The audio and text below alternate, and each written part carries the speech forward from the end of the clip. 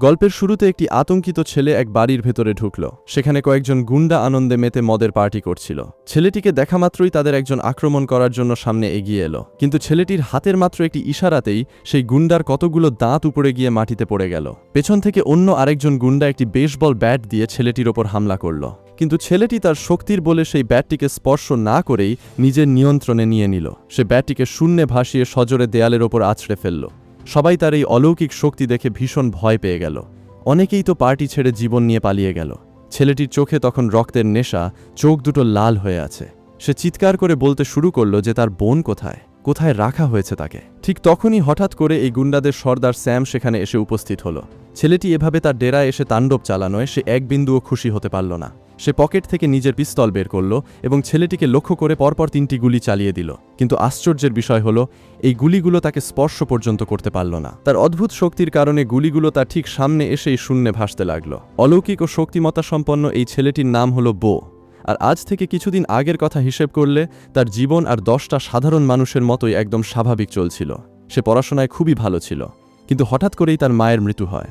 আর তারপরই ছোট বোন আর নিজের দায়িত্ব ও সংসার চালানোর পুরো বোঝা এসে পড়ে তার একার কাঁধে। সংসার চালাতে এখন সে রাস্তার মোড়ে মোড়ে সাধারণ মানুষের সামনে নানা ধরনের জাদুকরি ট্রিক্স বা ম্যাজিক দেখিয়ে সামান্য কিছু টাকা রোজগার করে। একদিন পথ চলতি একটি দলকে নিজের জাদুকরি কলাকৌশল দিয়ে অবাক করে দেওয়ার পর তার সঙ্গে ক্লারা নামের একটি মেয়ের দেখা হলো। বো তার সামনে এমন এক অবিশ্বাস্য ট্রিক্স করে দেখালো যেখানে একটি আংটি বাতাসে ভেসে বেড়াতে লাগলো। দৃশ্যটি দেখে ক্লারা পুরোপুরি শকড হয়ে গেল এবং কৌতূহল নিয়ে জানতে চাইল যে সে এটি কিভাবে করল। কিন্তু বো শুধু রহস্যের হাসি হাসল, কোনো উত্তর দিল না।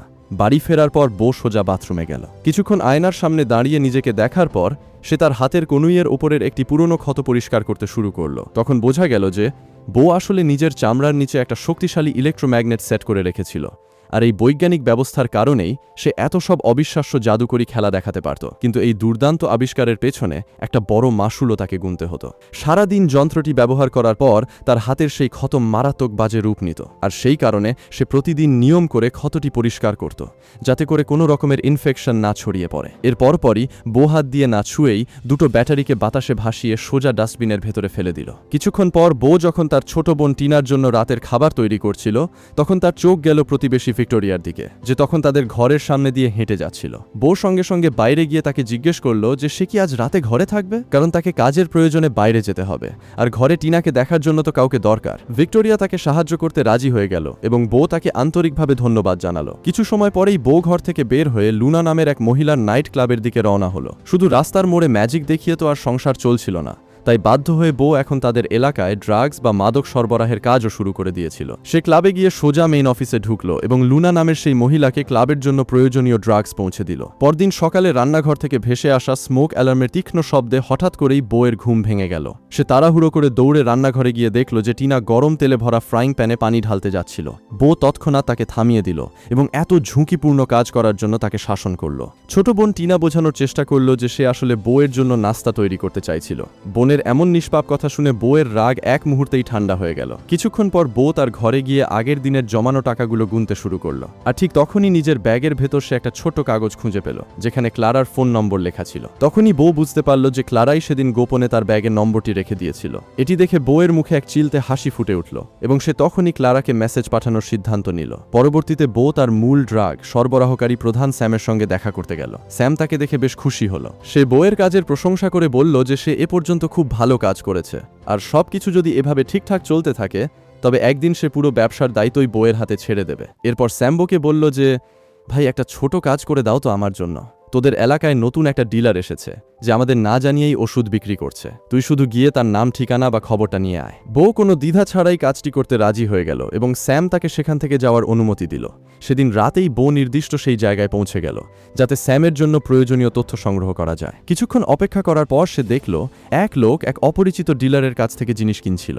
দৃশ্যটি দেখে বউ সেই ডিলারের কাছে গেল এবং জানতে চাইল যে সে তাকেও কিছু মাল বিক্রি করবে কিনা, কিন্তু লোকটা স্পষ্ট মুখে মানা করে দিল। বউ বারবার জেদ ধরে জানতে চাইতে লাগলো, যার ফলে রেগে গিয়ে লোকটা তাকে মারধর করতে উদ্যত হলো। অবশেষে রাগের মাথায় লোকটা সেখান থেকে চলে গেল। তবে সেই ডিলার বিন্দুমাত্র ঘুণাক্ষরেও টের পেল না যে কথা বলার মাঝেই বউ কত চতুরতার সাথে তার ফোনটি পকেট মেরে নিয়েছে। বউ সাথে সাথেই ফোনটি তল্লাশি করলো এবং জানতে পারল যে এই প্রতিদ্বন্দ্বী ডিলারের নাম হলো মরিস। খবরটি পাওয়া মাত্রই সে সাথে সাথে স্যামকে ফোন করে সবকিছু বিস্তারিত জানিয়ে দিল। স্যাম তাকে ধন্যবাদ জানালো এবং বউ বাড়ি ফিরে এলো। পরদিন বো ক্লারার সাথে তার প্রথম ডেটে গিয়েছিল। ক্লারা সেখানে পৌঁছানো মাত্রই তাকে দেখে বো অত্যন্ত আনন্দিত হল।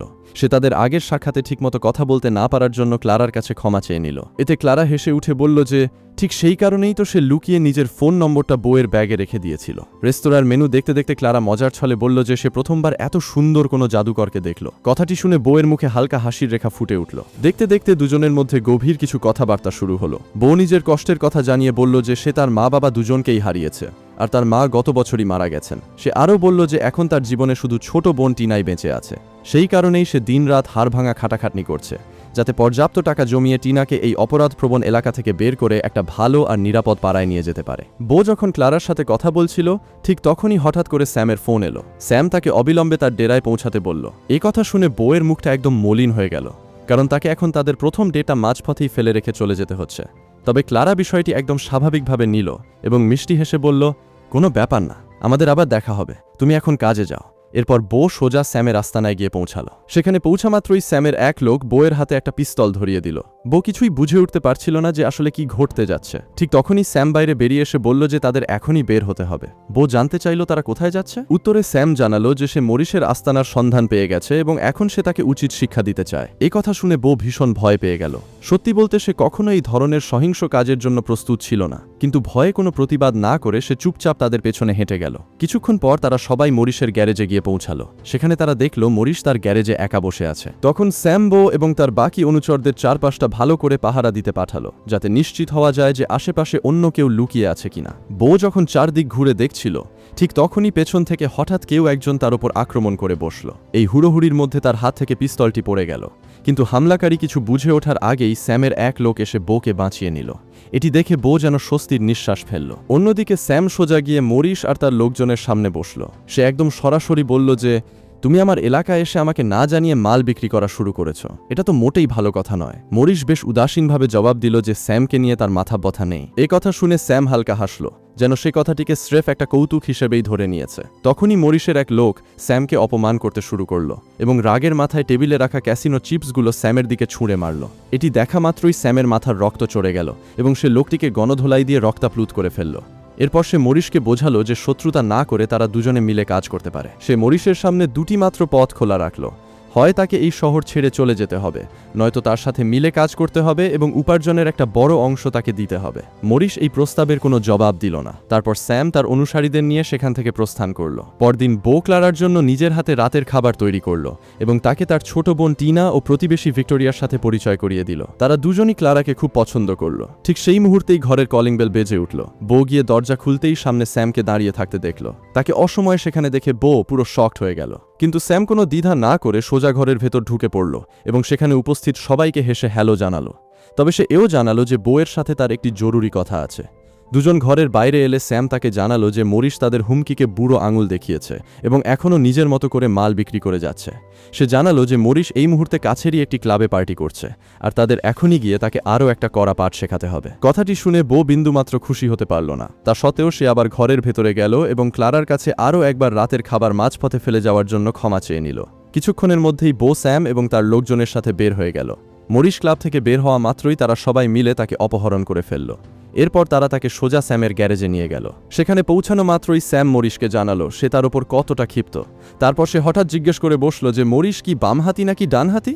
মরিস কিছুই বুঝতে পারল না সে কেন এমন আজও প্রশ্ন করছে, কিন্তু শেষ পর্যন্ত সে জানালো যে সে বাম হাতে কাজ করে। একথা শোনা মাত্রই স্যাম একটি ধারালো ছুরি তুলে নিয়ে বলল যে এখন সে মরিসকে কথা না শোনার প্রতিফল টের পাওয়ায় দেবে। ইতিমধ্যে স্যামের লোকেরা মরিসকে শক্ত করে চেপে ধরল। তারপর স্যাম সেই ধারালো ছুরিটি বউয়ের হাতে তুলে দিল এবং তাকে আদেশ করল মরিসের বাম হাতটা কেটে আলাদা করে দিতে। এ কথা শুনে বউয়ের তো মাথায় বাজ পড়ল। সে মারাত্মক ঘাবড়ে গিয়ে বলল যে সে এটা কোনোভাবেই করতে পারবে না, কিন্তু স্যাম তাকে বোঝালো যে আজ যদি তারা কঠোর না হয় তবে মরিস কখনো তাদের সিরিয়াসলি নেবে না।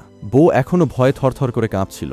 তখন স্যাম তাকে সরাসরি চরম হুমকি দিল। অন্যদিকে মরিসও কান্নাকাটি করে বউয়ের কাছে আকুতি মিনতি করতে লাগলো যাতে সে এমন নৃশংস কাজ না করে। বউ কিছুক্ষণ দ্বিধাদ্বন্দ্বে থমকে রইল, কিন্তু শেষ পর্যন্ত জীবনের ভয়ে তাকে স্যামের কথা বাধ্য হয়ে মেনে নিতেই হলো। এরপর স্যাম মরিসকে শেষবারের মতো কড়া হুঁশিয়ারি দিয়ে বলল যে যদি সে আবার কখনো তার এলাকায় ব্যবসা করার চেষ্টা করে তবে পরের বার তার জীবনটাই নিয়ে নেওয়া হবে। যাই হোক, এরপর স্যাম বোকে বাড়ি পৌঁছে দেওয়ার জন্য রওনা হলো। যাওয়ার পথে সে বলল যে এখন মরিস পথ থেকে সরে যাওয়ায় তাদের খদ্দেরের সংখ্যা আগের চেয়ে অনেক বেড়ে যাবে। তাই সে বোকে জিজ্ঞেস করল যে 1 কিলোগ্রাম অতিরিক্ত মাল দিলে সে কি সামলাতে পারবে। বো সাথে সাথেই সম্মতি জানালো। এটি শুনে স্যাম তাকে মাদকের আরও একটি বড় প্যাকেট ধরিয়ে দিল এবং বলল যে এখন তার হাতে অনেক বড় অঙ্কের টাকার দায়িত্ব এসে পড়ল।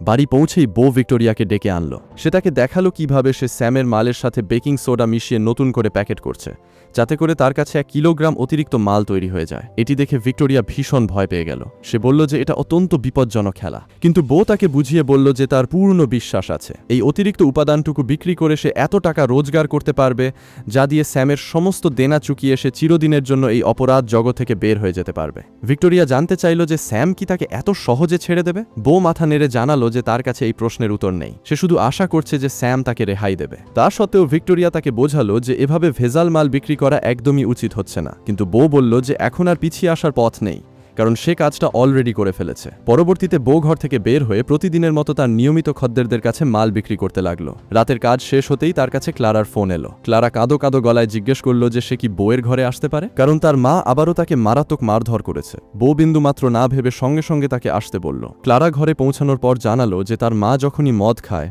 তখনই তার উপর অত্যাচার চালায়। তখন বো তাকে বোঝানোর চেষ্টা করল যে সে কেন এই নির্যাতন সহ্য করছে। সে আরও বলল যে ক্লারা চাইলে যতদিন খুশি তার ঘরে এসে থাকতে পারে। পরদিন সকালে ক্লারার ঘুম ভাঙলে তার নজর গেল বউয়ের কনুইয়ের ভেতরের সেই যন্ত্রটির ওপর। সে অবাক হয়ে সেটির বিষয়ে জানতে চাইল। বো হালকা হেসে বলল যে এটা তার জাদুকরি খেলারই একটা গোপন রহস্য। ক্লারা ভালোভাবে পরীক্ষা করে বলল যে ক্ষতটা বেশ সংক্রমিত বা ইনফেক্টেড মনে হচ্ছে, কিন্তু বো তাকে আশ্বস্ত করে বলল যে অবস্থা যতটা খারাপ দেখাচ্ছে ততটা নয়। তা সত্ত্বেও ক্লারা চিন্তিত হয়ে পড়ল। সে জিজ্ঞেস করল যে সামান্য একটা জাদু ট্রিক্সের জন্য কেউ নিজের শরীরে এত বড় আঘাত কেন হানবে। সে বলল যে নিজেকে আঘাত না করেও তো কত রকমের জাদু দেখানো যায়। কিন্তু বো হেসে জবাব দিল যে সাধারণ ট্রিক্স তো যে কেউ করতে পারে, আমাকে এমন কিছু করে দেখাতে হবে যা পৃথিবীর কেউ কখনো করতে পারবে না। পরের দিন বো আবার এলাকায় ঘুরে ঘুরে পর্যটকদের ম্যাজিক দেখিয়ে সামান্য কিছু রোজগার করতে বের হলো। সেদিন রাতে বো, ক্লারা আর ছোট বোন টিনাকে নিয়ে একসাথে বসে সিনেমা দেখছিল। ঠিক তখনই হঠাৎ স্যামের ফোন এলো। সে বোকে অবিলম্বে তার আস্তানায় যেতে বলল। বো সেখানে পৌঁছে দেখল স্যামের বাড়িতে ধুমধাম পার্টি চলছে। স্যামের কয়েকজন অনুচর তাকে বেশ উষ্ণ অভ্যর্থনা জানালো। কিছুক্ষণ পর স্যাম বোকে তার খাস কামরায় ডেকে পাঠালো। বো ভেতরে ঢোকা মাত্রই স্যাম কোনো কথা না বলে সজোরে তার মুখে এক মারাত্মক মুক্কা মারল, যার ধাক্কায় বো ছিটকে মাটিতে পড়ে গেল। এরপর স্যাম তার উপর অভিযোগ তুলল যে সে মালে ভেজাল মিশিয়েছে। বো প্রথমে বিষয়টি অস্বীকার করলেও কিছুক্ষণ মারধরের পর বাধ্য হয়ে সত্যটা স্বীকার করে নিল। এ কথা শোনা মাত্রই স্যাম রাগে একদম উন্মাদ হয়ে গেল। সে সাথে সাথে তার পকেট থেকে পিস্তল বের করে বউয়ের কপালে ধরল। অসহায় বো ভয়ে কাঁপতে কাঁপতে নিজের প্রাণ ভিক্ষা চাইতে লাগল। সে কথা দিল যে সে মালের সমস্ত টাকা ফেরত দিয়ে দেবে, কিন্তু স্যাম গর্জে উঠে বলল যে এখন আর $15,000 কাজ হবে না, তোকে পুরো $45,000 মেটাতে হবে। সেই সাথে সে হুমকি দিল যে 1 সপ্তাহের মধ্যে যদি বো এই পুরো টাকা নিয়ে না আসে তবে তাকে মেরে ফেলা হবে। এ কথা শুনে বো দিশেহারা হয়ে সেখান থেকে বেরিয়ে এলো। বাড়ি পৌঁছেই সে লুকিয়ে বাথরুমে ঢুকে পড়ল। সেখানে আয়নার সামনে দাঁড়িয়ে নিজের ক্ষতের চিহ্নগুলো দেখতে লাগলো। ঠিক তখনই ক্লারা বাথরুমে ঢুকল। বো দ্রুত তাকে দরজা বন্ধ করতে বলল যাতে টিনা তাকে এই অবস্থায় দেখতে না পায়। ক্লারা সাথে সাথেই বুঝে গেল যে বো দারুণ কোনো বিপদে পড়েছে। সে তাকে শান্ত করল এবং জানতে চাইল আসলে কি ঘটেছে। বো তখন তাকে পুরো ঘটনাটি খুলে বলল। তারপর সে বিষণ্ণ মনে বলল যে ক্লারা যদি এখন তাকে ছেড়ে চলে যেতে চায় তবে সে তাকে কোনো দোষ দেবে না, কিন্তু ক্লারা স্পষ্ট জানিয়ে দিল যে সে বিপদের দিনে কখনোই তার সঙ্গ ছাড়বে না। বো হতাশ হয়ে জানালো যে তার কাছে মাত্র $5,000 জমে আছে। এটি শুনে ক্লারা বুদ্ধি দিল যে সে যেন ঘরের কিছু জিনিসপত্র বিক্রি করে দেয় এবং প্রতিদিন যত বেশি সম্ভব ম্যাজিক শো করে টাকা রোজগার করার চেষ্টা করে। সে এও বলল যে সে নিজেও যতদূর সম্ভব সাহায্য করবে, কারণ স্যাম যদি সত্যি ততটাই ভয়ানক হয়ে থাকে যতটা বো বলছে তবে সে 1 সপ্তাহ পর কোনো অজুহাতই শুনবে না। এর পরের কয়েকদিন বো শহরের অলিগলিতে জায়গায় জায়গায় জাদু দেখিয়ে দিনরাত পরিশ্রম করতে লাগলো এবং আস্তে আস্তে বেশ কিছু টাকা জমিয়ে ফেলল। ঘরের কিছু জিনিসপত্র বিক্রি করার পর বউয়ের কাছে মোট $35,000 মতো জমা হলো। কিন্তু স্যামের দেওয়া সময়সীমা শেষ হতে আর মাত্র 1 দিন বাকি ছিল, আর বো কেবল এটাই ভেবে পাচ্ছিল না যে বাকি $9,000 সে শেষ পর্যন্ত কোথা থেকে জোগাড় করবে। পরদিন সকালে বো ব্যাংকে গেল যাতে কোনো ঋণের ব্যবস্থা করা যায়, কিন্তু তার আবেদন সাথে সাথেই বাতিল বা রিজেক্ট করে দেওয়া হলো। চরম হতাশ হয়ে সে যখন গাড়িতে এসে বসল তখন রাগের মাথায় স্টিয়ারিংয়ে সজোরে একটা ঘুষি মারল। পাশে বসে থাকা ছোট বোন টিনা ভয়ে থরথর করে কেঁপে উঠে জিজ্ঞেস করল যে আমাদের সাথে কি খারাপ কিছু হতে যাচ্ছে। বো কথা ঘুরিয়ে নিয়ে বলল যে না, সবকিছু একদম ঠিক আছে। এতে টিনা বোঝার মতো বয়সে না হলেও বলে উঠল যে যদি সব ঠিকই থাকে তবে আপনাকে এত চিন্তিত আর ভীত দেখাচ্ছে কেন? কথা শোনার পর বো তার বোনের চোখে পানি দেখতে পেল এবং তার নিজের ভেতরটাও কান্নায় ভেঙে পড়ল। ছোট বোনের মন ভালো করার জন্য সে তাকে একটি আর্কেড গেমিং সেন্টারে নিয়ে গেল। সেখানে সে তার সেই গোপন বৈজ্ঞানিক যন্ত্রের সাহায্যে আড়ালে গেমের মেশিনগুলোকে নিয়ন্ত্রণ করতে লাগলো, যাতে করে টিনা প্রতিটি গেমে জিতে যেতে পারে। বোনকে হাসতে দেখে বউয়ের মনেও কিছুটা শান্তির ছোঁয়া লাগলো। সেদিন রাতেই বউ শেষ চেষ্টা হিসেবে ড্রাগসের প্যাকেটগুলো নিয়ে লুনার ক্লাবের বাইরে গিয়ে হাজির হলো। সে সেখানে পৌঁছালে লুনা তার সামনেই নিজের খাস সেফ বা তিজোরি খুলল। বউ খুব তীক্ষ্ণ চোখে লুনার হাতের আঙুলগুলোর দিকে তাকিয়ে রইল এবং সেফের গোপন কোডটি মনে রাখার চেষ্টা করল, কারণ ভেতরে প্রচুর টাকা রাখা ছিল। মালের টাকা লেনদেনের পর লুনা তার সাথে অফিস কক্ষের বাইরে বেরিয়ে এলো। সেই সুযোগে বো অত্যন্ত চতুরতার সাথে লুনার পকেট থেকে চাবিটি হাতিয়ে নিল। তারপর সে ওয়াশরুমে যাওয়ার বাহানা করল। সে নিজের সেই ক্ষমতার ব্যবহার করে ক্লাবের দরজায় থাকা সিসিটিভি ক্যামেরার দিক পরিবর্তন করে দিল। এরপর লুনার চাবি দিয়ে অফিস ঘরের তালা খুলে ভেতরে প্রবেশ করল। প্রথম দিকে সে সেফের গোপন কোডটি মনে করতে পারছিল না, কিন্তু কয়েকবার চেষ্টা করার পর অবশেষে তিজোরিটি খুলে গেল। মুহূর্তের মধ্যে বো ভেতরে থাকা সমস্ত টাকা পকেটে পুরে নিল। সে যখন বের হতে যাবে ঠিক তখনই লুনার এক লোক কোনো কাজে হঠাৎ অফিসের ভেতরে চলে এলো। বো চট করে একটা অন্ধকার কোণায় আত্মগোপন করল। কিছুক্ষণ পর লোকটা কাজ শেষে বেরিয়ে গেলে সেও নিঃশব্দে সেখান থেকে বের হয়ে এলো। বার কাউন্টারে পৌঁছে সে চরম চতুরতায় চাবিটি আবার লুনার পকেটে রেখে দিল। এখন তার কাছে স্যামের সমস্ত দেনা শোধ করার মতো পর্যাপ্ত টাকা এসে গেছে। কিন্তু তার এই আনন্দ বেশি সময় স্থায়ী হতে পারল না, কারণ সেই একই ক্লাবে মরিস আর তার লোকজন উপস্থিত ছিল। বউয়ের ওপর নজর পড়তেই তারা সবাই তাকে ধাওয়া করল। বো ক্লাব থেকে দৌড়ে পালিয়ে যাওয়ার চেষ্টা করল, কিন্তু মরিসের লোকেরা শেষ পর্যন্ত তাকে ঘিরে ফেলল। যখন তারা বউয়ের ব্যাগ তল্লাশি করল তখন এত বিপুল পরিমাণ টাকা দেখে সবাই শকড হয়ে গেল। তারপর তারা বউকে পশু পাখির মতো বেদম মারধর করে অজ্ঞান করে দিল। বউয়ের যখন জ্ঞান ফিরল সে নিজেকে একটি গাড়ির পেছনে ট্রাঙ্কের ভেতরে হাতকড়া পরা অবস্থায় দেখতে পেল। সে কালবিলম্ব না করে সাথে সাথে তার গোপন যন্ত্রটি চালু করল এবং চৌম্বক শক্তির সাহায্যে হাতকড়ার তালাটি খুলে ফেলল। তারপর সে ট্রাঙ্ক থেকে বের হয়ে সোজা সেই গ্যারেজ থেকে জীবন নিয়ে পালিয়ে গেল, যেখানে মরিস আর তার লোকেরা তাকে চিরতরে মেরে ফেলার পরিকল্পনা করছিল। কিছুক্ষণ পর বউ বাড়ির উদ্দেশ্যে রওনা হলো, কিন্তু সে কেবল রাস্তায় রাস্তায় উদ্দেশ্যহীনভাবে ঘুরতে লাগলো, কারণ সে বুঝতে পারছিল না যে এখন তার কি করা উচিত। সেদিন রাতেই স্যাম তার দলবল নিয়ে বউয়ের ঘরে চড়াও হলো, কিন্তু সেখানে বউকে না পেয়ে তারা রাগের মাথায় পুরো ঘর ভাঙচুর করে তছনছ করে দিল। প্রকৃতপক্ষে বউ তখন ভিক্টোরিয়ার ঘরে লুকিয়েছিল। ঠিক তখনই স্যাম তাকে ফোন করল।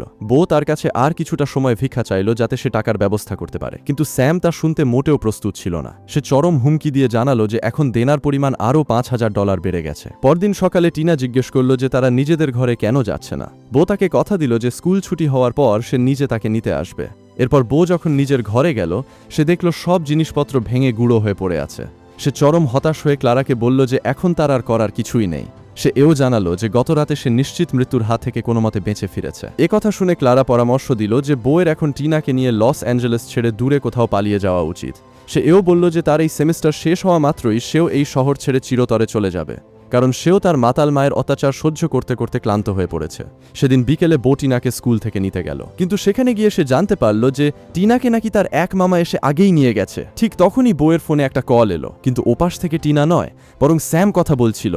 মুহূর্তের মধ্যেই বউ বুঝতে পারল যে তার নিষ্পাপ ছোট বোনকে অপহরণ করা হয়েছে। স্যাম সোজা জানিয়ে দিল যে যদি বোনকে জীবিত দেখতে চাস তবে আমার সমস্ত টাকা নিয়ে চলে আয়। কথা শুনে বউ মানসিকভাবে পুরোপুরি ভেঙে পড়ল, কারণ সে কখনোই চায়নি যে তার ভুল কাজের মাসুল তার ছোট বোনকে দিতে হোক। এরপর সে ভারাক্রান্ত মনে ঘরে ফিরে এলো। ঘরে এলোমেলো জিনিসপত্রের দিকে তাকাতেই তার নজর গেল একটি পুরনো ছবির ওপর, যেখানে সে তার বিজ্ঞানের শিক্ষক মিস্টার লিম্পের সাথে দাঁড়িয়েছিল।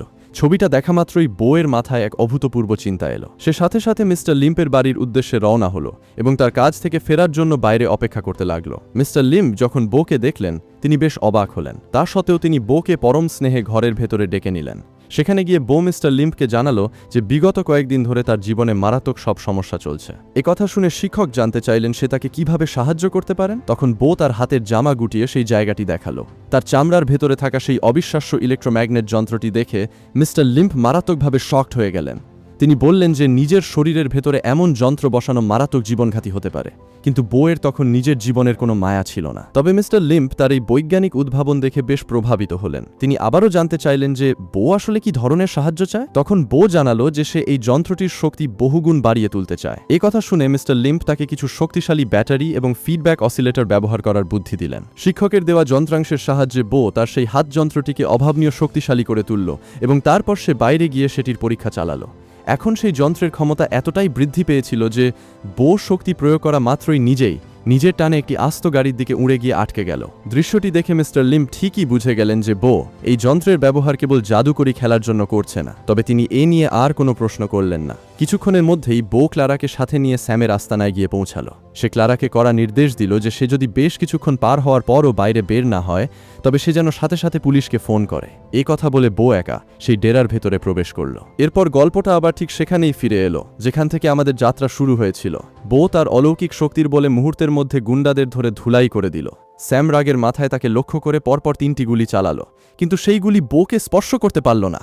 তার ক্ষমতার কারণে গুলিগুলো তার ঠিক সামনে এসেই বাতাসে ভাসতে লাগলো। তারপর সে হাতের ইশারায় সেই উত্তপ্ত গুলির একটিকে তুলে নিয়ে সোজা স্যামের কপালে এনে থামিয়ে দিল। এখন স্যামের জীবন মরণাপন্ন, ভয়ে তার শ্বাস আটকে যাওয়ার জোগাড়। বো শেষবারের মতো হুঙ্কার দিয়ে জিজ্ঞেস করলো যে টিনা কোথায়। এবার স্যাম পুরোপুরি ভেঙে পড়ল। সে ভয়ে ভয়ে জানালো যে টিনা তার খালামণির বাড়িতে নিরাপদে আছে এবং সে পুরো ঠিকানাটা তাকে দিয়ে দিল। প্রয়োজনীয় তথ্য পাওয়া মাত্রই বো স্যামকে রেহাই দিল। সে তার সামনে সেই $15,000 ছুঁড়ে মেরে দিল, যা ছিল তার আসল দেনা টাকা। তারপর এক মুহূর্ত সময় নষ্ট না করে সে টিনাকে উদ্ধারের জন্য ছুটে গেল। ছোট বোনকে উদ্ধার করে গাড়িতে বসানো মাত্রই বো ফুঁপিয়ে ফুঁপিয়ে কান্নায় ভেঙে পড়ল, কারণ গত কয়েকদিনে সে যে পরিমাণ মানসিক ও শারীরিক যন্ত্রণা সহ্য করেছে তার সমস্ত আবেগ আজ বাঁধ ভেঙে বেরিয়ে আসছিল। টিনা বউয়ের এই অবস্থা দেখে ভীষণ ব্যথিত হল। সে তড়িঘড়ি করে বউকে শক্ত করে জড়িয়ে ধরল। অবশেষে বো অপরাধের এই অন্ধকার জগতের পঙ্কিলতা থেকে চিরতরে মুক্ত হতে পেরেছে। এখন সে সব ফেলে রেখে অন্য একটা নতুন শহরে গিয়ে তার প্রাণের বোন টিনা আর ভালোবাসার মানুষ ক্লারাকে নিয়ে শান্তিতে সংসার করতে লাগল।